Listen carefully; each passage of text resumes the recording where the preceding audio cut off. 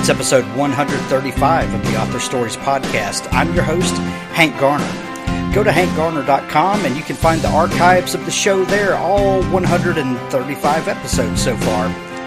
When you're there, please subscribe to the show. The links are in the right-hand sidebar.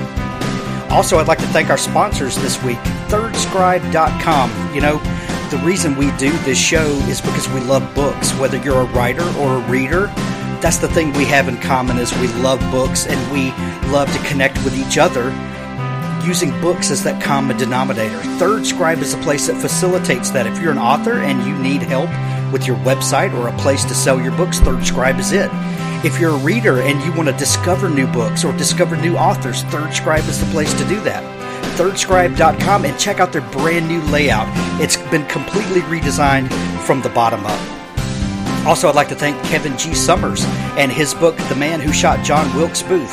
At the end of this episode, listen to an exclusive audio clip of The Man Who Shot John Wilkes Booth. I think you'll love it. Kevin's one of my favorite writers. I know you're going to love it. Also, if you love audiobooks the way I do, go to audibletrial.com/Hank and you can get a free audiobook. No strings attached. If you don't like the service, you can cancel at any time, and the book is yours to keep for free. audibletrial.com/Hank. Be sure to stay tuned after the show for that special audio clip from The Man Who Shot John Wilkes Booth by Kevin G. Summers. Well, thanks for joining me again for the Author Stories podcast, where I bring you the story behind the stories and the storytellers. This morning, I'm sitting in my office with my old comfortable boots on the desk and wearing my Absaroka County Sheriff's Department cap as I settle in to have a great conversation with our friend Craig Johnson. Thanks for coming on the show, Craig. You bet. Hey, payday's on Friday. You sound like a regular Wyoming sheriff there with all that accoutrement here. Well, you know, we do what we can. You know, the boots are normal. The Absaroka County Sheriff's hat is a new addition. But when I saw it on your website a couple months back, I was like, oh God, I've got to have one of those. That's amazing. So. They're fun as long as you don't get into trouble with them. I've had a few people that have gotten off of speeding tickets, or nobody's stolen any apples off of any stands on the street with one on so far. So I think we're still safe. So. Oh man, I think you had a run-in with a waitress or something that didn't appreciate yours, didn't you? Oh, I did. It was actually kind of funny. She appreciated the hat. What happened was we were actually going up to Billings to jump on a plane. And we were coming up Cody at the Buffalo Bill Museum Center for the West, and where we start a lot of the tours. And so we got as far as Red Lodge. And my wife knows that traveling with me in many ways is kind of like traveling with a trained bear. That as long as it stays fed, we'll all be okay. And so anyway, we stopped in this little cafe to grab something to eat, and I had one of those Absaroka County Sheriff's Department ball caps on. And if you didn't know, there was no 24th County in Wyoming. If you didn't know that there was no such thing as Absaroka County, they look pretty real. And so I had one on, and I get over there to write a check for lunch, and the woman looks at me and she goes, "Where'd you get that hat?" She said it, real aggressive like, and I thought, oh no, she thinks I'm a real sheriff's deputy and somebody's dined and ditched, and I'm gonna have to go chase somebody down the main street of Red Lodge. And I looked at her and I go, I pointed at my head and I said, "It's not a real county." And she goes, "The hell it's not. It's Walt Longmire's county." And so, that, kind of hit me like a slap, and I said, "Well, I'm Craig Johnson." And she goes, "So?" And I said, "Well, I'm the guy that writes the books." And she goes, "What books?" And I said, "The books that the TV show is based off of." And I'll never forget her response. "There are books?" And so it's been our mission, for the last, 5 years, to try and convince people that, yes, there are books, that this television show is based off of. But, yeah, it's a fun thing to have, actually those little mementos of Walt's world. It's really kind of fun for me. I mean, I've got them scattered all through my life. I mean, the truck that I use here on the ranch, is an old 63, 3/4 ton, 4-wheel drive, If it's got a straight piece of metal on it, I'm not sure exactly where that would be. And it's kind of like, the living embodiment of Henry's truck, Res Dog. And so it always gets used in the parade for Longmire days, and the thing we always do for fun is we always put it on a tow truck and haul it through the parade, which is kind of fun. My granddaughter really enjoys that. Oh, that's amazing. When she says, when you say I'm Craig Johnson, and well, it says right here on my check I'm Craig Johnson. That should stand for something. Yeah, but it didn't mean anything to her, evidently. Right. I haven't gotten back there yet to find out if she actually read a book yet or not, so I'm still waiting to find out. So we'll see. Well, you said that it's been your mission to convince people that there were books. I think your mission is succeeding. In our local big box bookstore that we have in our large small town that I live close to, we have really one bookstore, and it's one of these chain Books A Million stores, and they have a section for mystery, and then right next to that they have a section for Western, and then they have a special section right between those two that's titled the Longmire section. and it's all of your books, hardcover, paperbacks, audiobooks, all in this one giant shelf right there. So I need to take a picture of it. So. Well, it looks like they've actually found an answer to the eternal problem with where to shelve my books, because it's. I get asked that question a lot. A lot of times people ask me, "So, well, do you consider yourself a mystery author, or do you consider yourself a Western, author?" And I don't know. I mean, you don't like to pigeonhole yourself in any way, but it's always a question of, okay, well, the plot is usually what has to do with, the mystery aspects, that generally informs, the plot aspects of your books, whereas the Western part, that certainly has so much more to do with the environs of the book, and the characters in the book. And so, I don't know. I mean, I kind of lean a little bit more toward Western just simply because I think it has more of an impact on the books as a whole, whereas the mystery is, more of just the story. And, you don't want to, lessen the effects of either one. But, I don't know, place and character are always going to be, the primary aspects for me because they just inform so much of what the book is about. Western is such an odd genre because we don't necessarily have sections in a bookstore for Southern literature or for Northeastern literature, but Western embodies something that's more than place. What is it about that? Well, I tell you what, I got to admit, one of the best quotes I ever, heard about that was a good buddy of mine, Ivan Doig, who passed away here just a couple years back, and absolutely marvelous writer out of Montana. And if, the listeners haven't ever looked up an Ivan Doig book, certainly go and check a few of those out. He was just an absolutely wonderful writer and a magnificent human being But they were doing an interview with him one time in the New York Times, and they asked him about the future of the Western, and he got a little cranky with him, and he was like, I'm just waiting for the first time that you guys ask Isadora Welty about the future of the Southern. He said, you guys always have this deal where you're trying to force us into this Western ghetto of literature. And he said, I just don't understand that. And I can kind of see what he means. But I mean, you live and die by, the strength of a genre.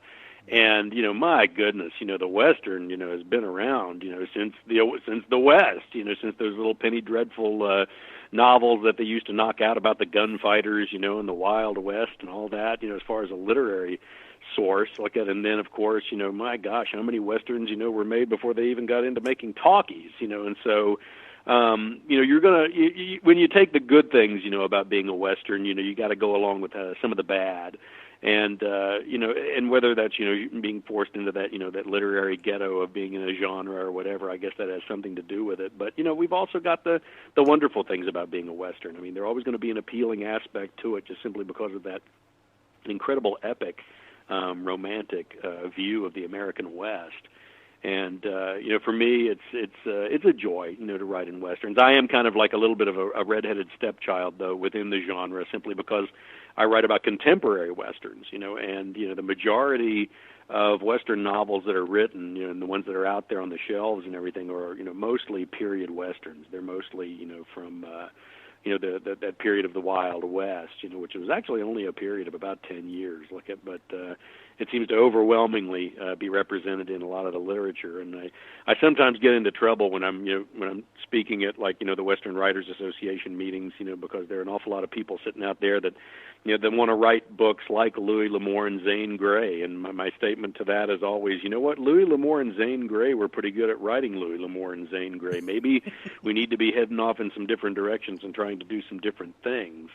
And that's a statement that I'll stand by. I think you can't write your grandfather's westerns and expect that much of a response simply because it's kind of been done, and so you need to find something new, something different to utilize all of that wonderful imagery and place in writing something different. Well, there's the trappings of really romanticizing a period in history. And I think that the Western genre, like you talked about, was in actuality like a 10-year period.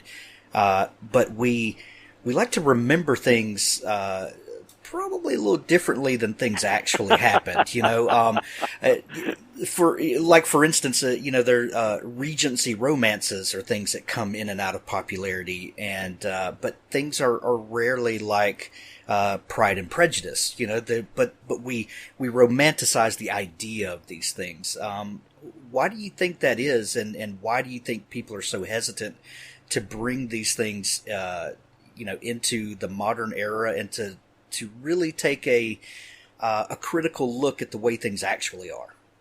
Well, I think that's always going to be that rose-tinted glasses, of that 20/20 hindsight is always going to have a large-scale effect. Heck, I'm still romanticizing about the 90s. So, we're all guilty of, a lot of these same processes. And when you do take something that's so epic, like the American West, in that period in time and all of that, that it just, it's just going to have an effect, whether people are aware of it or not. And I think that that's kind of one of the key elements I think I try and utilize in the books is that I don't want anybody to ever come to Wyoming and look around and go say this is nothing at all like what's in Craig Johnson's books. I'm going to try and be as honest and forthright about the place. And the job, that Walt does, as a sheriff, in a lowly populated county in the least populated state in America. You kind of have to deal with the realities of that type of thing. And I think what you do is you just take the things that might be seen as disadvantages and try and use them as advantages. When I first started writing the Walt books, everybody was into the CSI stuff, and everything was all about the forensics, the ballistics, the DNA evidence, and all that. And so for me, the opportunity to try and do something a little bit different gave me more opportunities in place and character, which is always going to be the strong suit for me. But I think, it's what you're grown up with. I think that the effect, going back to your question, I think has a lot to do with, what'd you grow up with? If you grew up watching like 80 Westerns on television, if you grew up, reading Louis L'Amour and Zane Grey, and maybe even the more psychologically advanced versions, with Dorothy Johnson, Walter Van Tilburg Clark, and people like Jack Schaefer and that type of thing, it had a large-scale effect on you, and it was something that you were, dying to, take a shot at yourself, try and use, a little bit of your, in your own writing like that. And I think that temptation is always going to be there. The trick is you have to kind of balance that out, with a sense of reality like that. Unless you're just writing, full-blown fantasy, Westerns, with very, stereotypical or cliche kind of characters.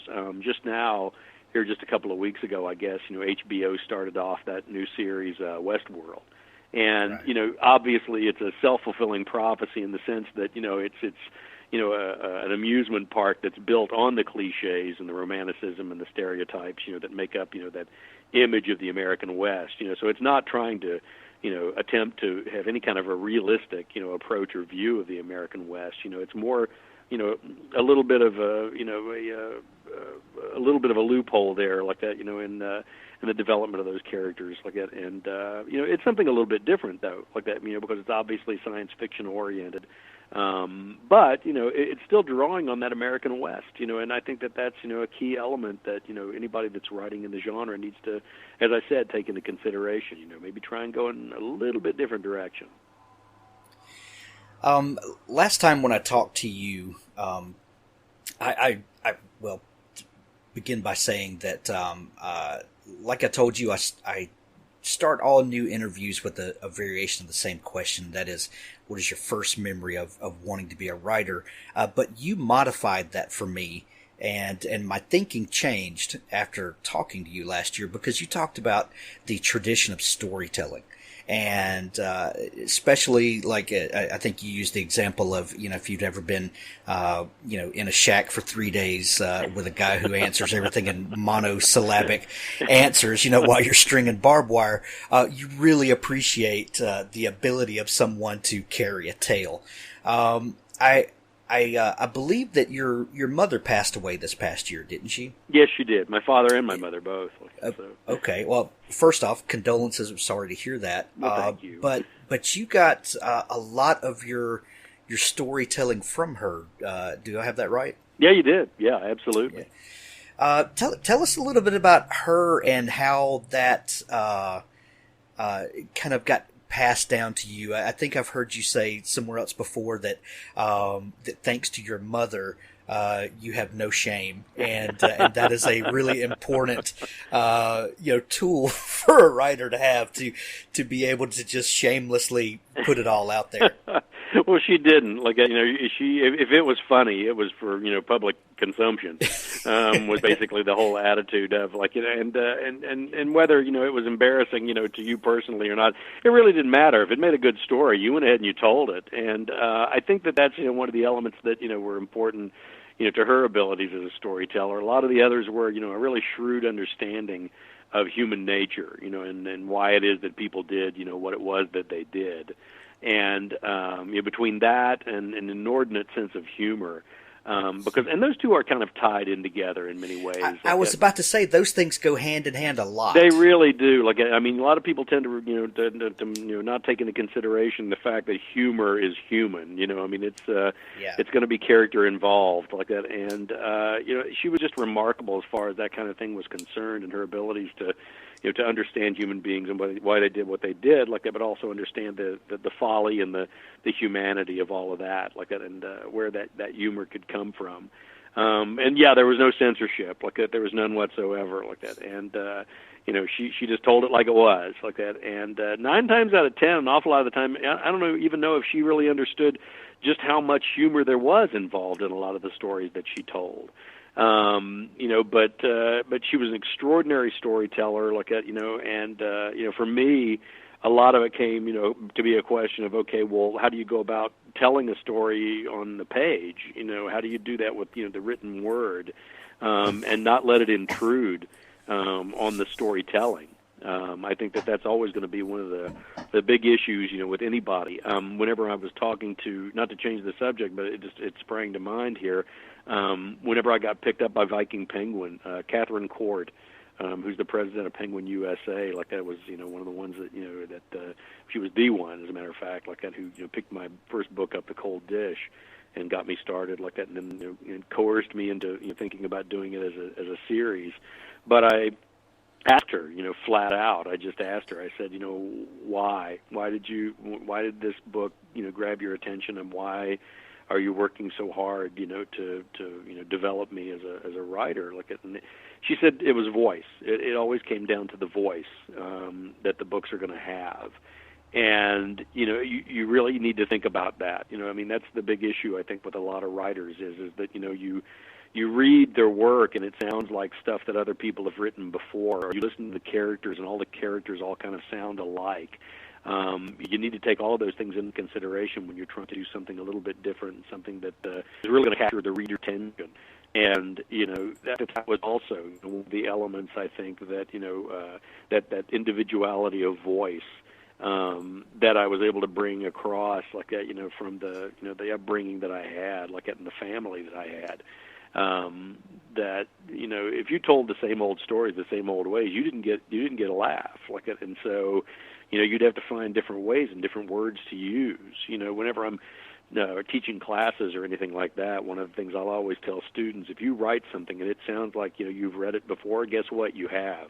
And that's not your job. Your job is not to try and put, the reader to sleep. Your job is to try and keep that reader awake, keep them engaged in that story like that. And I think that's, probably one of the key elements that, that I certainly learned, from a family like that, and as the years went by, like that's, an ability to, hold out that dramatic conflict, to allow those, those cliffhangers, endings at the end of every chapter. One of the things I do, and I don't think I might have even been aware of it whenever I first started on that first book, but certainly it's something I incorporated into, subsequent books, was that I try and write each chapter almost like it's a Saturday morning serial, so that you get one key element of, information or a piece of action that happens at the very end of that chapter that's going to propel, the beginning of the next chapter, and also propel the reader, to continue, reading the book.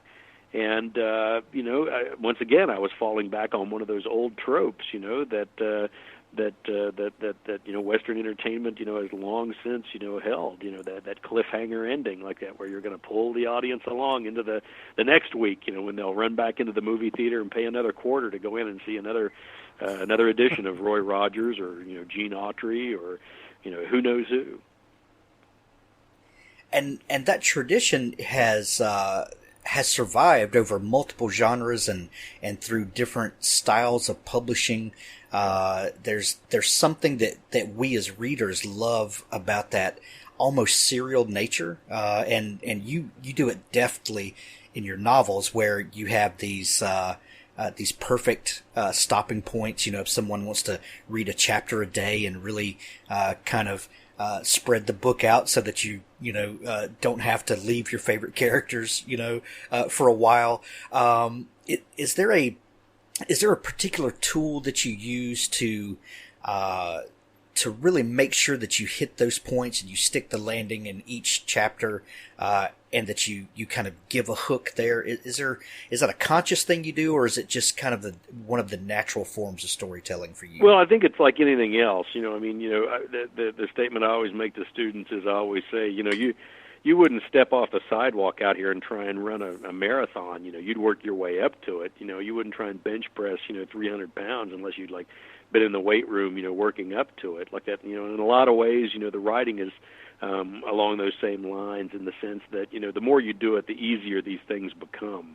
But one of the safeguards that I always give myself, whenever I'm writing one of the novels, is to make sure that I sit down and do a very heavy outline, with all of the information that I need to have, even with scene breakdowns, within chapters, and then chapter breakdowns too to go along with all of that. And, all of that information, it kind of keeps you from, stumbling on down the road. It makes the job a lot easier. You don't have to go back down from a lot of dead ends that you might have followed if you were just, writing the book and just seeing where it ended up.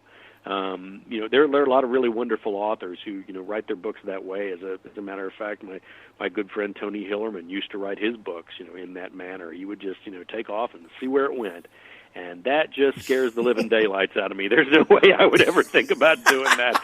And I told him that, too. I was like, there's no way I'd write a book like that. And he goes, well, I just like seeing where it's going to go and be surprised by it. And I'm like, well, I'm open to some improvisational aspects as I go along, but I kind of like to have a road map, on that particular story. I like to kind of know where it's going and what's going to happen. But, for me, that's the safeguard, like that, because, writing a book in many ways is kind of like building a house, and I built my own ranch here in Ucross, and I had one of those dads that thought you were slave labor until you escaped when you were 21, and I learned how to do, basic construction and concrete and, plumbing and electricity and all that kind of stuff like that. And, for me, it was interesting like that because, anybody who's ever done construction, especially in building a house, knows that all of your, sins come back to revisit you when you get to the end. When you get ready to put the roof on that thing, if you're out of square or, if you're not quite plumb or anything like that, it's at the end where you discover, the mistakes that you have made and just how much trouble they're going to make for you. And the same is true, with writing a novel. I mean, you really have to work for the ending. An awful lot of the times, when I read, young authors' works, that's really where they kind of fall down. is the ending of the book, because they're trying to capture something that perhaps, in the last 300 and some pages, they really haven't worked towards. They haven't really, done the work, in, making that, that ending, possible. It's one of those things where, you have to, for me, like that, writing what I refer to as socially responsible crime fiction, I need to know everything about it. One of the big things, in a whodunit is who did it. And so I need to have that information. I need to know where that book starts, where it ends, and everything that's going to happen in that, that journey in between. It's going to be an important aspect, that I'm going to wish I'd given some thought to before I finally get there.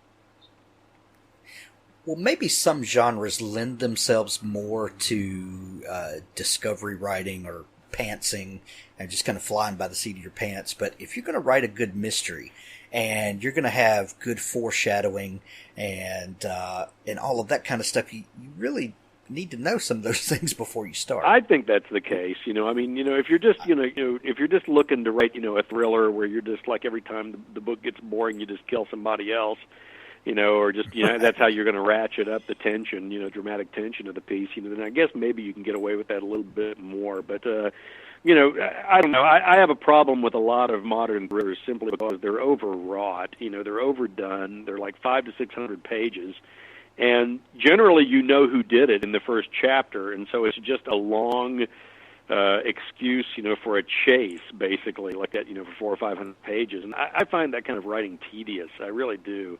Whereas, the more of, the classical mystery form, where, there's information that's going to be doled out to you, in the process, and it's not all going to come out at once. That if a writer is good, they're going to be like a croupier. They're going to, be dealing that information out to you card by card, and you're going to have to wait for that next card to see how all this information is all going to kind of, fall into place. And for me, that's just become second nature. After writing 13 of the Walt Longmire books and 2 novellas and a collection of short stories, and even those mediums, I think rely on the same aspects. I think whether it's a short story or a novella or a full-blown novel or a series of novels, you've got information, you've got an arc of story, an arc of character, and woe be unto the individual that gives away all the cards right there at the very beginning of the game. You need to hold on to those cards and pull them in close to your chest so that nobody else can see them until you want them to see them. It just makes for, I think, a lot more enjoyable reading experience. Yeah. You mentioned that you built your own ranch and and that all of your sins come back to visit you at the end, and that's funny, but it's absolutely true. But how do you feel like, I know it took you a while to write The Cold Dish, that first book. Do you feel like that you needed to grow as a person before you were able to write that book? I really like the idea of people being Renaissance men and knowing how to do multiple things, and I feel like we're losing a lot of that in our society, and I think a lot of that is showing up in new literature and new books, is that we've got some writers who just don't have any life experience, and it kind of shows. How do you feel like you waiting a while on that book affected how well it turned out? Oh, I think it was essential. Especially considering, the protagonist, that I use to tell the stories that I tell. I mean, Walt is not exactly a spring chicken, he's a Vietnam veteran, like he's been on the job, for a number of years. But his life has kind of reached a little bit of a renaissance, to also use that term, where things are suddenly happening in his life. Like he suddenly, he's very good at what he does. He just, the fact that he's a world-class detective that lives in the least populated county in the least populated state in America, kind of puts him at a little bit of a disadvantage, like that, because I don't ever want to have the books be one of those situations where, like Walt is like, chasing Al-Qaeda in Crook County, or, Walt's on a cruise ship, or all those type of things. I mean, for me, it's important to have a realism, involved, with the books. And I think that, the experiences that I've had, kind of like lend, my abilities to be able to, speak in that voice that Walt has.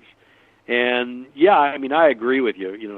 They're going and getting an education in writing is a wonderful thing. Like, and it really gives you the ability to understand what it is that you're attempting to do. Like, but I think also a little bit of world experience doesn't hurt at all like that. And for me, I don't worry about people going out and getting experiences like getting that dying off. There's this thing called poverty that makes you kind of become a kind of a jack of all trades, and I think that that's one of those elements that's always going to be pervasive, in human society. And the reason I built my ranch was because I couldn't afford to have anybody else build it like that, and there really wasn't anybody else around. I mean, the nearest town to my ranch is Ucross, which has a population of 25. Like, and so the bench wasn't very deep as far as people that I could hire. Like, at the even if I could have come up with the money, like, to be able to.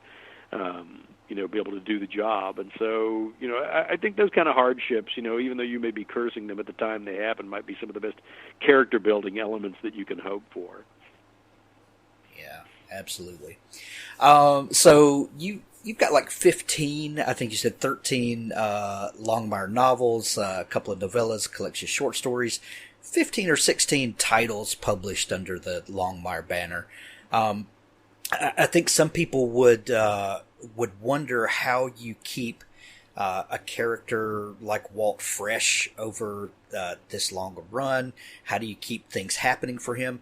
But your books really take interesting subject matter and throw Walt in it and wrap a mystery around it. But you've got everything from the local politics there that is pervasive in your books, and the joining of these two cultures. But also you tackle subjects like as vast as paleontology to you name it, to the Dooley's Raiders. You've got this vast array of subject matter. Do you ever run out of things to throw Walt into the middle of? I don't know. Every once in a while, nowadays, like, it's funny because somebody will get in touch with me, or I'll meet somebody at a book signing or something, and they'll say, "Are you going to continue writing the Walt books?" And my immediate response to that is, "Do you know something I don't, or what?" It's a little bit frightening to hear that kind of question, but I think it's a valid question. Heck, Arthur Conan Doyle got so sick of Sherlock Holmes that he threw him off the Rhinebeck Falls like that. But for me, the big element, of course, that keeps me writing the books is, I hope, the same element I think that keeps people buying the books and reading the books. Is Walt's company. Walt is just really good company. He's intelligent. He's well spoken. He's good-hearted.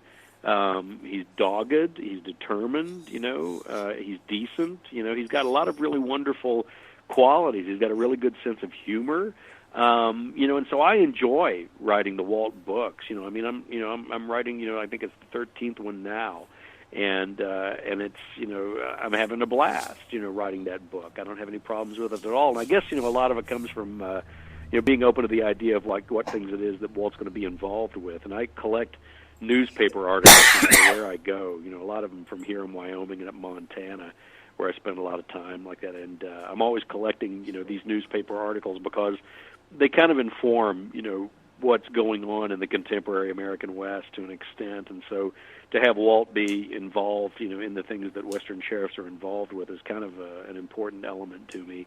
But, I've got file folders, stacks of file folders of stories that, that I'll probably end up using at some point in time or another. It's just a question of, when and where I'll get to that point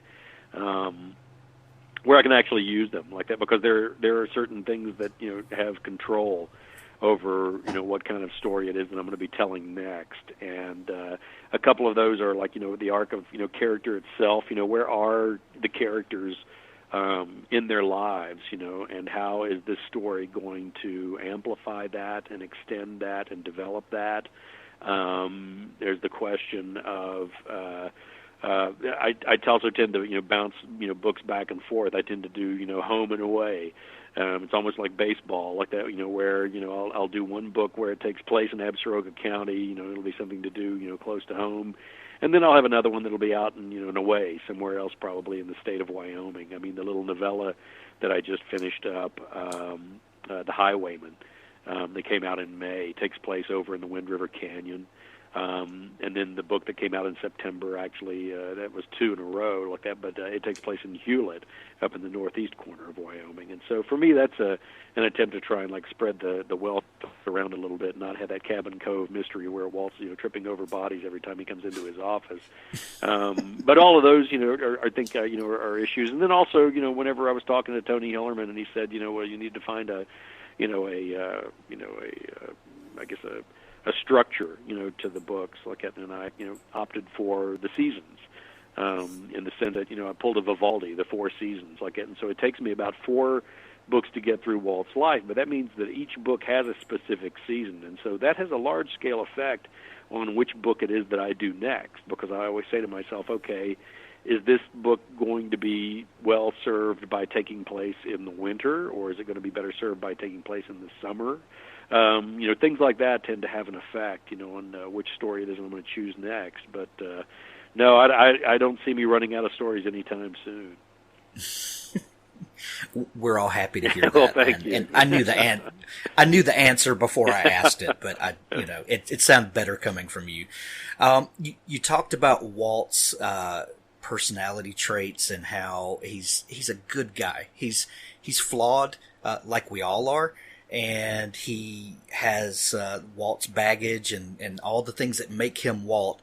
But he's a good guy who is really interested in justice, in his county being the best it can be. In this crazy, insane political season that we're in the middle of, I know the new season of the Longmire TV show dropped on Netflix just a few weeks ago. And at my house, we binge watched it in one weekend. And it was so nice to to have something that was not all this other craziness going on. And we actually see characters who are good at heart, even though some of their actions are questionable, but they believe they're doing the right thing. It's such a, sometimes we just need some escapism to get away from all of this craziness.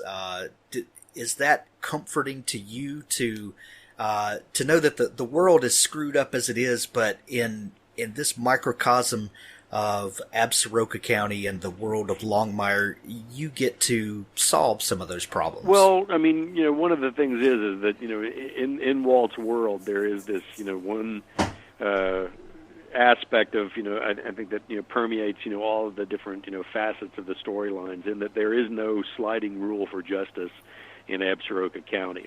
There's always going to be an accountability factor, and his name's Walt Longmire.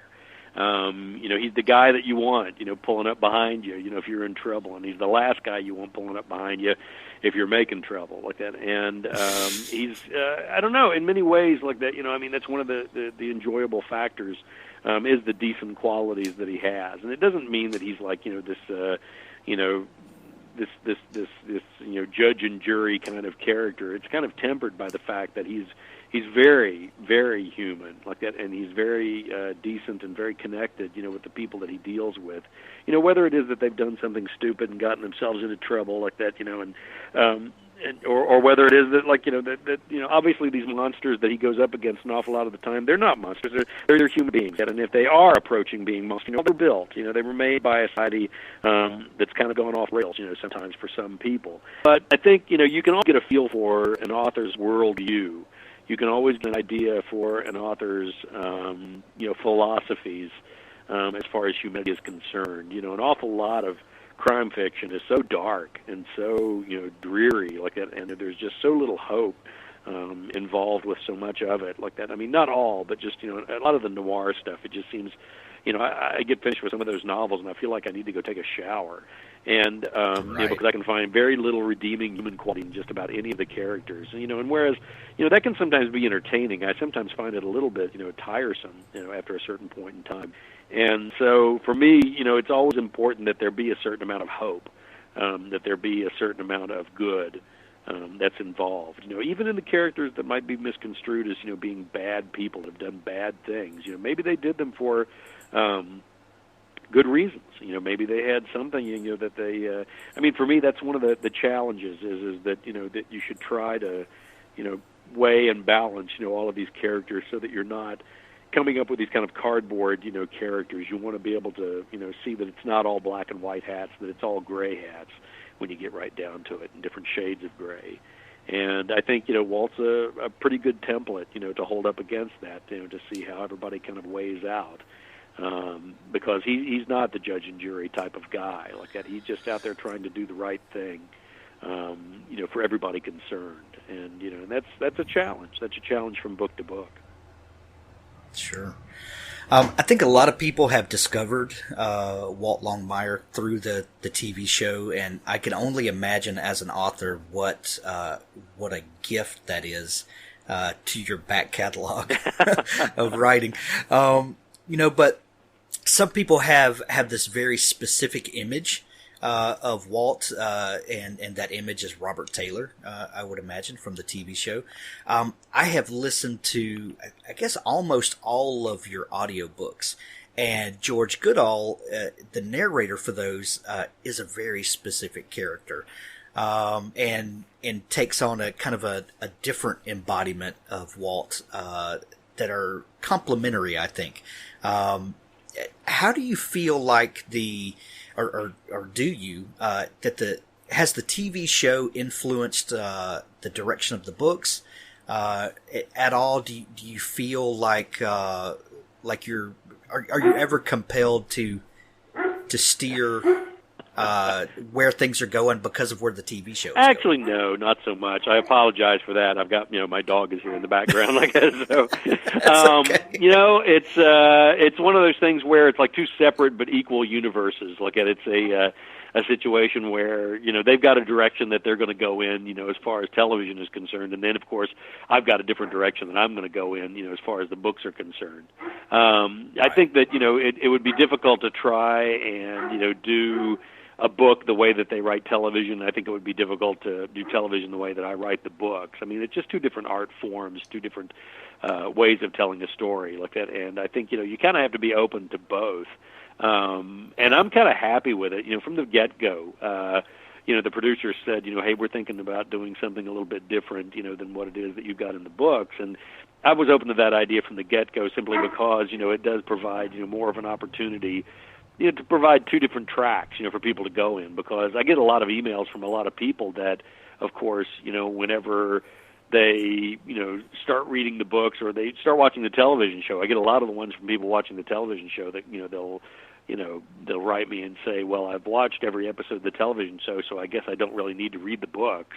And, my immediate response to that is, oh, no, that's not particularly the case whatsoever. But, people ask, well, do the actors have an effect? Do you, start seeing the actors as the characters, that are in your books? And, and that's not the case either like that, because I actually have, friends and family and people that I know like that I've utilized as characters in the books. And it would be very hard for the actors, as wonderful as a job as they do, to override, those images that I had in my head for like 7 or 8 years before the television show ever came to be. The newest book that you have out is called An Obvious Fact. It's been out, I guess, about a month now. What is going on with Walt and crew in this latest chapter? The newest one is called An Obvious Fact, and it's actually taken from Arthur Conan Doyle. Again, it's one of the famous quotes from Sherlock Holmes that there is nothing quite so deceptive as an obvious fact. And how that comes to be is that Henry actually borrows a copy of the annotated Sherlock Holmes short stories, from Walt's bookshelf as they're getting ready to leave to head over to Hewlett, Wyoming, which is a little town of 396 and a police force of 1. And that's actually, pretty good ratio for the crime rate that we have on the High Plains. The only difficulty being that Hewlett had a little sister city across the border right over in South Dakota called Sturgis, which is the home of the largest motorcycle rally in the world.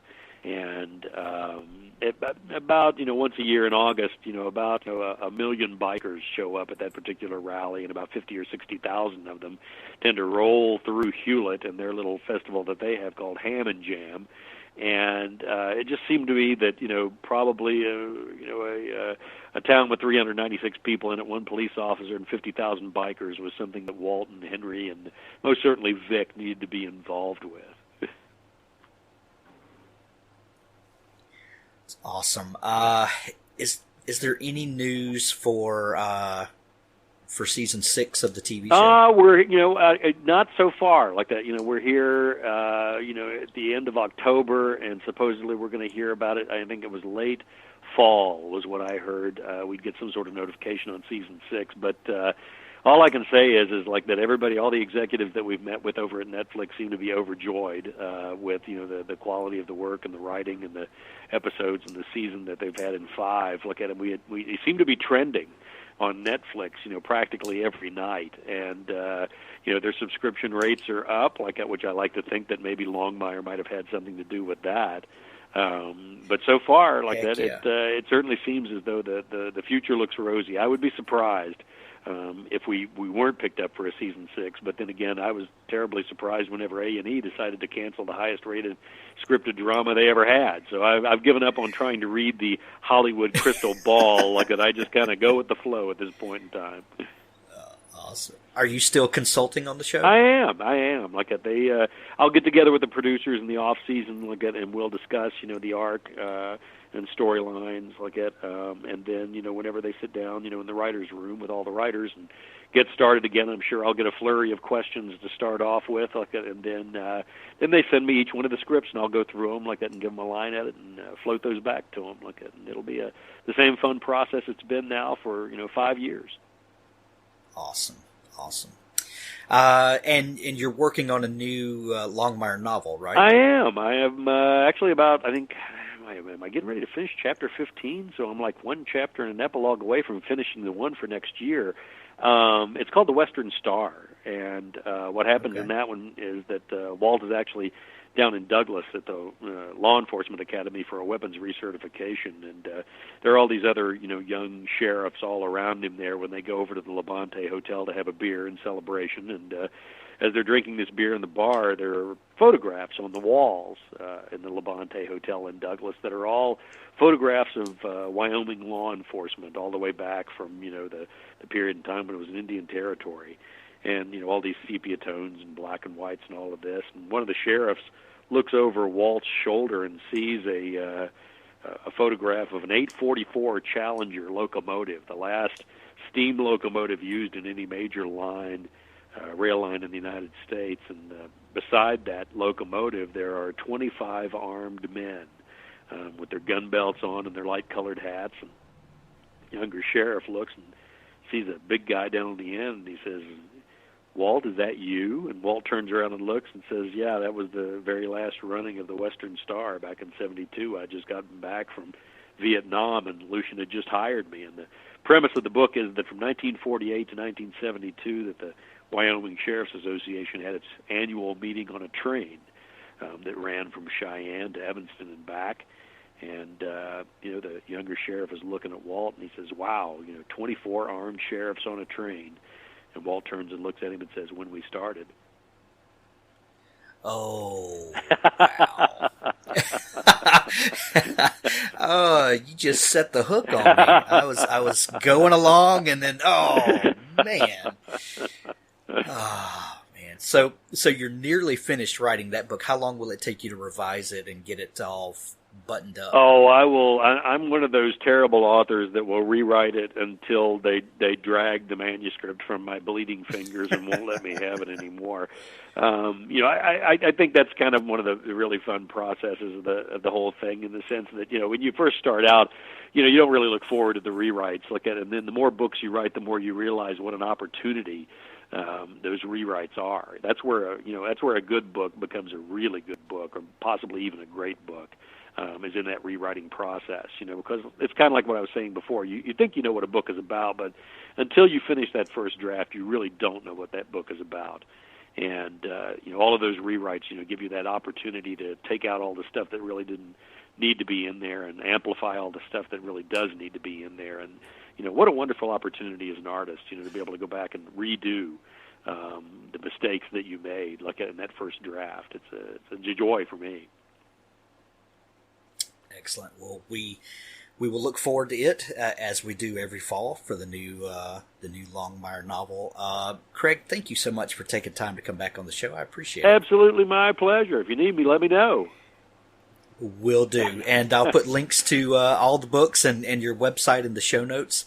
And I hope the last time we talked, you had a blizzard rolling in, so I hope the weather's a little better for you. No, it's actually pretty nice out. Like the cottonwoods still have their golden leaves on them, and it's nice and cool in the mornings. But it warms up in the afternoon, which is pretty good because I always have some ranch work that I need to do.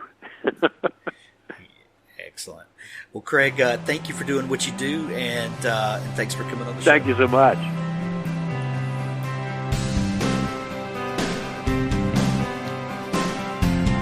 You've been listening to the Author Stories podcast. Find all of the archives at hankgarner.com. I really appreciate you listening. Please subscribe to the show and leave a rating over on iTunes or Google Play. It helps other people find the show. Now stay tuned for a very special exclusive clip from The Man Who Shot John Wilkes Booth by Kevin G. Summers.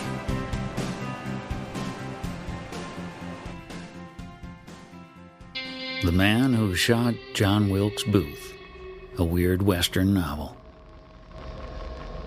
The letter would change everything for Joshua Webb, but he had no way of knowing that. It's from that lunatic asylum in Topeka. Elizabeth said, "Some women look awfully good in black," and Elizabeth McLarty was one of that kind. She extended her hand and Webb took the letter. Their fingertips brushed for just a moment, and then the moment was gone. Is it from the same person? What's his name? Boston Corbett, said Webb. The man who shot John Wilkes Booth. Why does he keep sending you letters?